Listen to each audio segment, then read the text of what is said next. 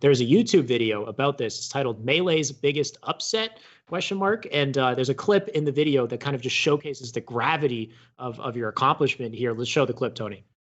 In Armada truly is. So let's take a look at individual losses to players. You've probably already heard the fact being thrown around that Armada's last loss to someone outside the top 6 was in 2010 to Amza at Pound 4. And this fact alone is impressive enough, but for a point of reference, let's look at all of the top 6's losses from the year after that up until today. And for sure there'll be some contention about wins included or not included on this graphic, but it's more to paint a general picture than to talk about individual sets. So around the same level of consistency, we have Hungrybox and Mango, who faltered a bit over the last 7 years, but generally don't lose to players outside the top 6. Then we have Mutaking, who's only slightly behind Mango and Hungrybox, but is definitely more well known for taking some out of the blue losses. And then pulling up the rear, we have Plup and Leffen, who are still rising to prominence during the early part of this time period, so it only makes sense for them to have more losses. And then we have Armada.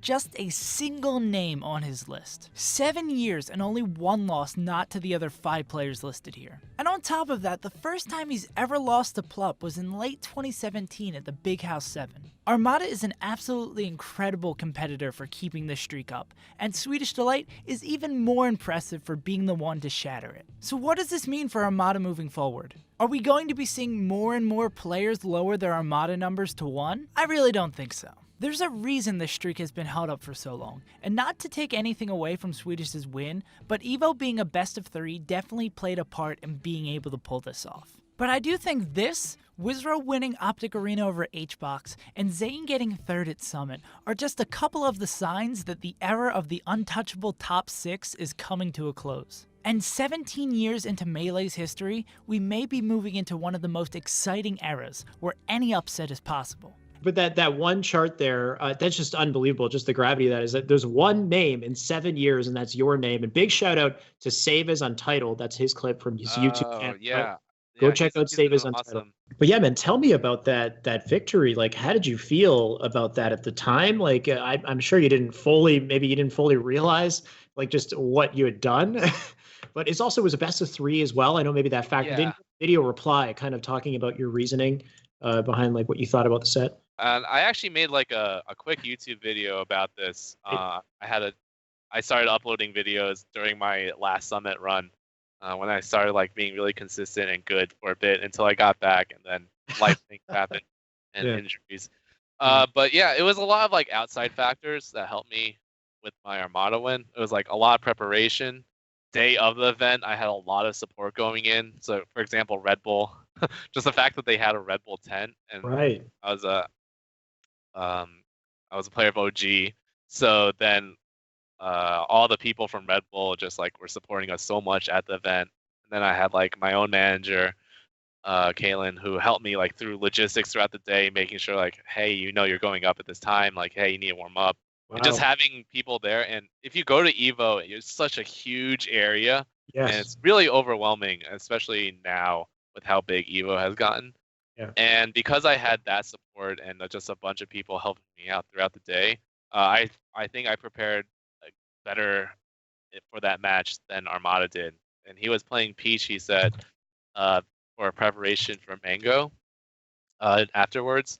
And I was just thinking, like, I think his Peach is way harder than his Fox, because we played for years, long time, and I haven't taken a game from his Peach ever. And I got 4-stocked by his Peach. I don't really get 4-stocked by his Fox even in friendlies. I have like the same win rate. Right, and you talked about that in the video, that like his Peach consistently was beating you. Right, and that was the first time I took a game off of his Peach. And then it shook him. You shook him all of a sudden. And I was like, oh shoot. Yeah. Well, okay, he's going Fox Stadium, and it's not like he like took the first 2 stocks, and then I almost won that game because I started catching up. I just wasn't as ready as him to switch.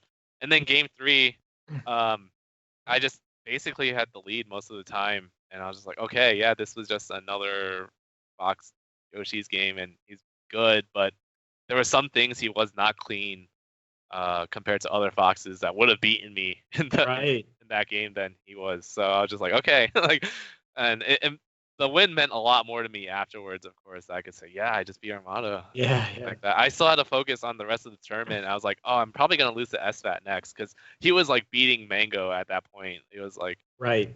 Game 1 was like, Mango won. The game 2, Zach won by like 3 stocks. I'm like, whoa, what the heck? SFAT's gonna beat Mango, and I had to play SFAT for top 8, and then Mango just destroys him too.